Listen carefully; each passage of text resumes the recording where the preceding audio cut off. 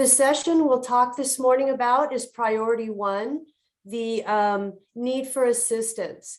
I do want to reference, while the slides will have some creativity and some content, it has been brought up before, and I'll hold it up above, that the Federal Register is what information will guide you as well. So while there's some creativity in the presentation, it is grounded in the actual Federal Register. And I pulled out the section needs for assessment or needs for assistance. So please know that it's grounded in actual content for the MSAP. And what we'd like to do is we'd like to guide the reader through the your grant application all the way through to where you're receiving your Magnet Schools Assistance Program funding. And this is in the last grant cycle worth 1 point. But I do want to bring to your attention, regardless of the amount of points earned, the reader will be reading your entire project. And so you might think it's 1 point, I'll write this section quickly. We would guide you that every section is written thoroughly and with consideration. So 1 point will matter. Let's begin again with referencing the Federal Register. In the priority 1 need for assistance, you'll find the cost of proposed project, the resources if funds are unavailable, the extent cost exceed resources, and the difficulty in carrying out the plan and project. So in conclusion of all of those 4 parts together, the writer will want to guide the reader through the balance between the cost and resources and the difficulty in implementing the plan and project. So you're going to be balancing those 2 together in order for the reader to see that this is an important project. It is a balance because you're going to be showing the reader that your funding is so low that the project is difficult. So across this journey of leading that reader to your destination, you're going to want to always suggest why this is important to your district and focusing back again and again on the desegregation within your district. Let's look closely now at some options that you might consider in this first letter A section. After we talk about the options for a moment, I'm going to give you some examples. So you'll guide your reader to include the total dollar amount requested. This is where your budget will begin to become transparent and narrative. Identifying the specialized program needs that you're thinking about. You can see as you're walking your reader forward, the funding items. These are your high cost dollar amounts that without the funding, your district would struggle with. And as you're walking the reader through, the contrast between the startup and sustainability becomes quite important because you're going to be showing your reader that the funding is lacking. So you're going to balance that with, but it will be sustained. And so I want everyone to pause here for a moment and to think how this specifically relates to the context of your district, the project costs in your district. So thinking again about your themes, your high cost dollar budget items, and then some sustainability embedded in this context. So let's go to a few examples. So when we think about the dollar requested, a lot of the higher cost items may fall into personnel. You might have a theme specialist or some parent liaisons. In discussions earlier this morning, there was conversation about outreach, community outreach. And that's where perhaps some personnel additional cost would be incurred above and beyond what the neighborhood schools in your district will be doing. In the last grant cycle, transportation was provided for children, and that could incur a high cost. In the last cycles, transportation was provided for professional development travel. And in the last cycle, it included children. of transportation networks and hubs of transportation between magnet schools. We would caution that your project not just transport children with under traditionally served populations, that you're also transporting across your demographic sections, so hardship is not just incurred by some populations of children having to be on buses. So just be cautious about that, please. And you can also see that your theme is going to be brought to light with the development of any kind of specific school campus development. It is not a construction grant, but there is allowable expenses to develop theme-based areas within the building. The sustainability is important. Let's pause here and think about if you're writing to a reader and you're suggesting you have no funding, then when the funding's over, the reader might think, well, how will this program survive? And that's where the professional development of training the trainer, the teachers, the staff will be trained. There'll be embedded training. The curriculum will be integrated deeply in quality unit designs, and that program, without initial funding, but now funded, can be sustained. Let's move along. Section B, we'll talk about the resources if the funds are unavailable. This is where I want you to, as I'm speaking to you, please think and visualize your own specific context. So the funding of your district.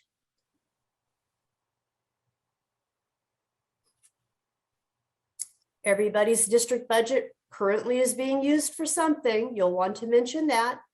Again, I'm understanding we have 1 point, but if you're going to write for a point, write your sections well. This could be a brief section, so your sentences will be concise with lots of content. You'll want to forecast your budget over the 3 or 5 year grant cycle. If you're showing a decrease in your district budget, you'll want to mention that. Any obligation bonds, modernization grants. Please note this is a not matching in kind. This is not expectation that the dollar amount you receive, you must match. Some grants have that criteria. This one does not. But you will want to suggest that your district is going to be supplying high quality teachers, high quality district administrators. And so you are bringing to this project some district resources initially as well. And I'll pause on that last step for your reader to think about your district resources. How are they currently being used? Let's quickly go through some examples.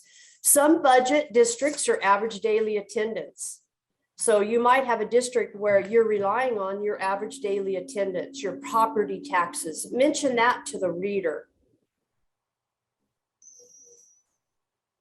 I'll jump down to the funding, the low, medium, and high compared to the surrounding area. So if your district sits within an area of other districts that are more affluent, you may suggest that in the writing of your grant, that your district incurs the hardship of funding due to just the funding state level. You might even suggest at a national level, how your state compares to other states and other districts. Again, you're writing to the reader that you have lacking funding. So you're going to be committed and important. Embed in here that your commitment to desegregation and school integration is important. Mentioned by Maria Sneed, that a little bit of context of research would be important here. So as you're writing, every once in a while, dip into the pile of your research, pull out a research statement, embed your research statement here, cite it, and add it to the end of your project report as, you know, correct writing, and give citation to that research. But embed some research in here. Your funding is low, but you're committed and important because a quality opportunity learning environment for all children is based in research. Moving on to C, let's talk a bit about the extent the cost exceed the resources. So again, you can kind of get blended here, but separate them out. I'm relying on the federal register, so reference it. Don't get lost in your writing.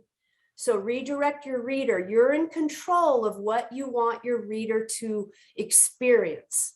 So take your reader through your journey, focus on your writing, the extent of the cost exceed the resources. So now you're separating out. So far you've talked, a little bit about your need and what your district is used for specifically. And then now you're just the extent.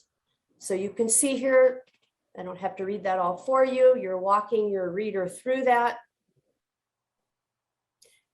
Down below, you can see that highlighting your district's unique student needs. If you have a high population of wonderful students that need EL support, or you have a population of children that are unique needs to special education, then this is where you might emphasize those needs, and that's important for your district to address all students.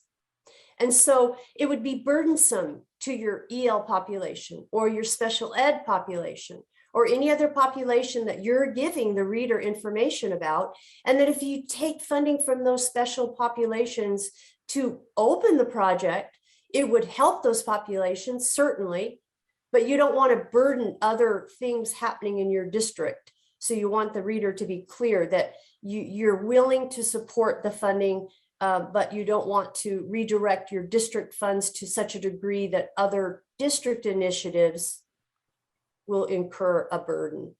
And then the last one, of course, pausing to give you a moment to think about this scope and really think about how this project exceeds your resources. So some of those examples could be classroom curriculum resources. This is what your district is currently using. I liked what we heard this morning about Jillian and her thinking about how they'll keep an eye to the curriculum and the funding for curriculum resources that are standardized. And so you'll kind of want to make sure you're mentioning that throughout, and you'll mention that again in your project planning. The project-based learning, these could be district initiatives, so I won't go too much into that. You all have your own district initiatives, but you'll mention that here. And the hardship for other students. So taking away funding for one segment of students and bringing it to the project could be a hardship for others. But again, cautioning you, the language development of children, the special education needs of children, burdening children if you shift your district resources, but then again, engaging those special populations in this new project plan that you're going to bring an opportunity to all of your children. Then I'm going to move on through here. We have 16 minutes. I want to leave time for your conversation. Letter D, we're going to get to the last part of the Federal Register, competitive preference priority 1, need for assistance. Here we say identifying the impacts to the funding. So we'll go deeper a little bit here. You can see you're going to specifically identify impacts due to the type of program. This is where you're really going to think about the type. What I did here, as I'm just looking again, I went into the Federal Register, and right here you can see there were some examples that were given. So specifically, as the writer of the last cycle, I saw here, it says specifically, examples, the type of program proposed, the location of the magnet school within the LEA. And I thought, okay, if I'm seeing some real guidance and examples given in the Federal Register, well, yeah, you bet I'm going to mention them. Even if I do it briefly, they're going to be viewed in my grant application. So there they are, right? Being very careful and repeating the language. Any language that you see used in the Federal Register or any other information you can find about the Magnet Schools Assistance Program grant, you're going to embed that specific language in your grant, because as you're guiding your reader through the project plan and outline, the more your reader, who's going to be sitting with a rubric, can see that language alive in the writing of your grant application, the better you'll be able to guide your reader through the steps to your funding. So here we have the difficulties. So again, just thinking about your specific district and the difficulties.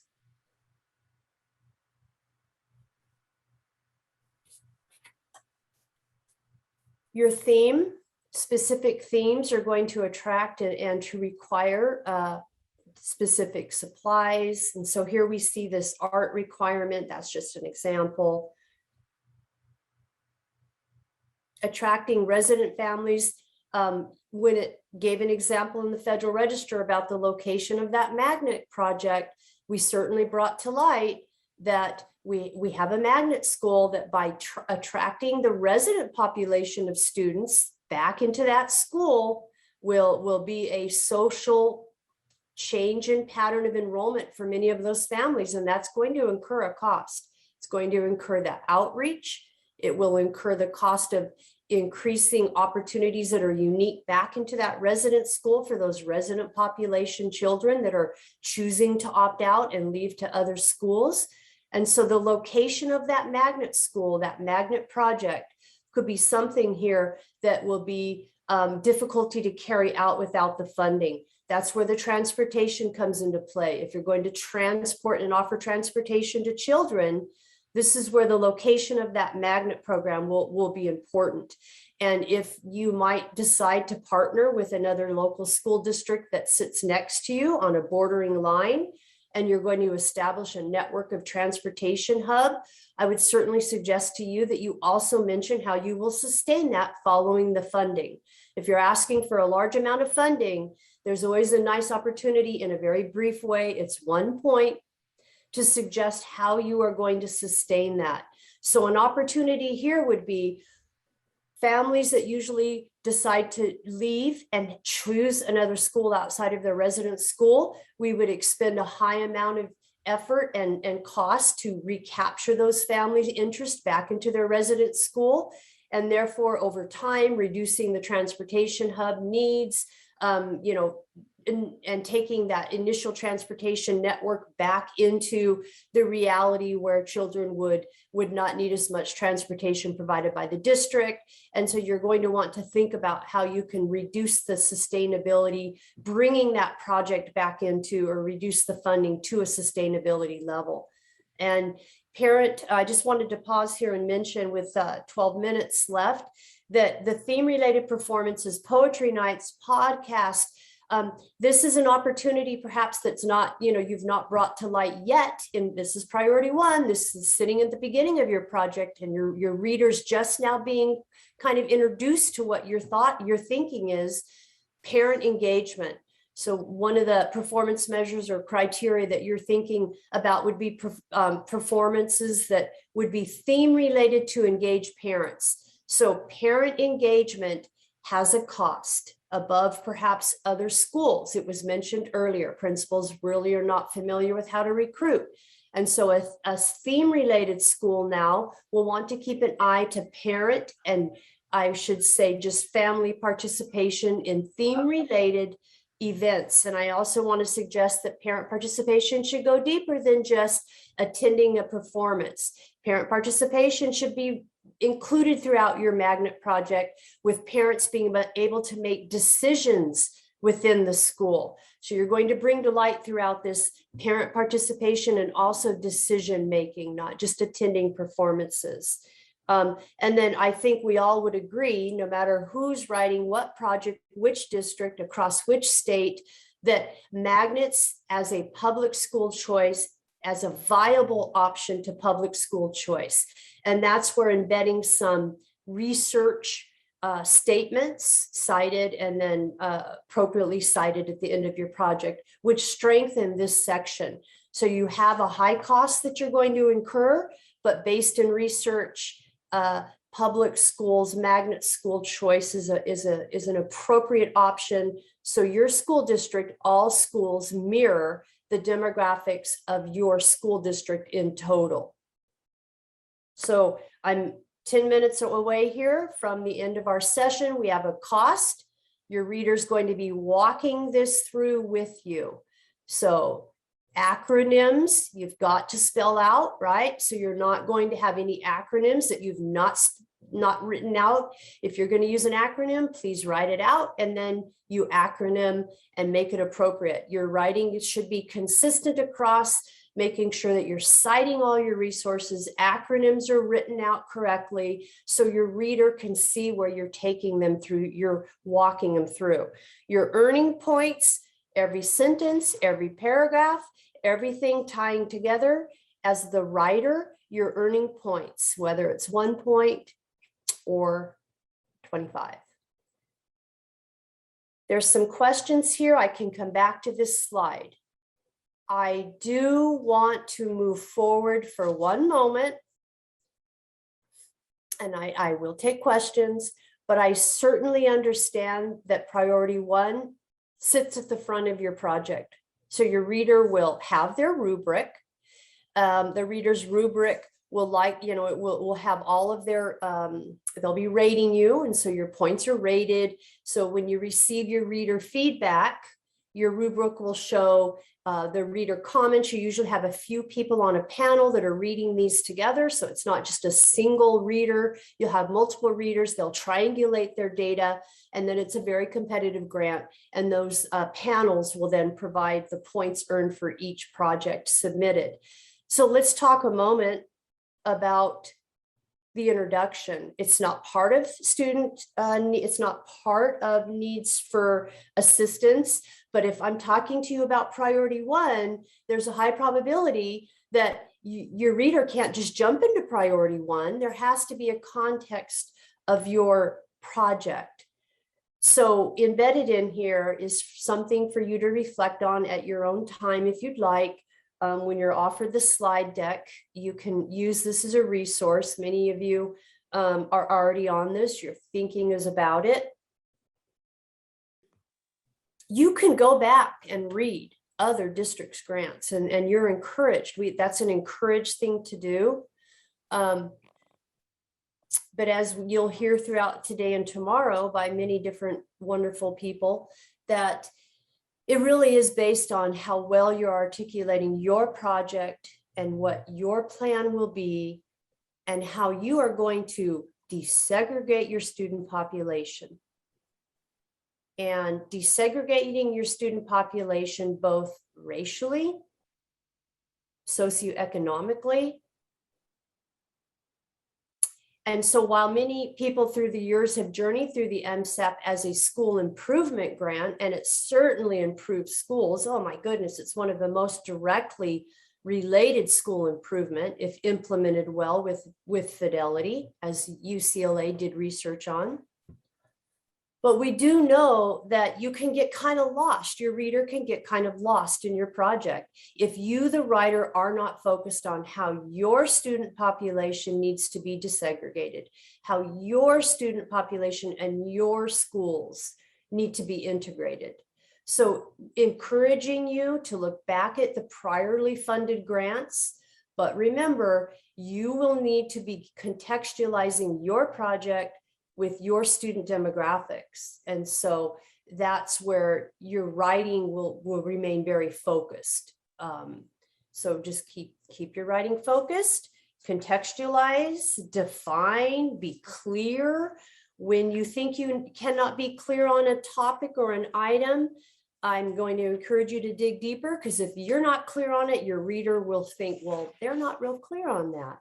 So you'll be the one to define your minority group isolation. You'll be the one to define all of the aspects of your project, you and your team. And so relying on all of your wisdom. And of course, I think we all share a commonality that this is an important thing for our TK or our K through 12 schools. And so we know you're here today with the Magnet Schools of America on behalf of children, and your thoughts and your beliefs about how this funding can help your district desegregate and integrate. And so that's the value that you bring to this as the writer. And as the writer, your responsibility to be very specific and defined in what you're telling the reader and guiding the reader through.